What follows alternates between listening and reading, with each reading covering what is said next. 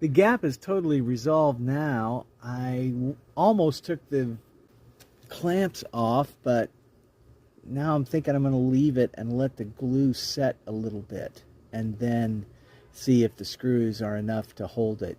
It could be this board was just, well, all the boards were a little bit warped, and that one, I'm not sure how I missed it, but I sure did.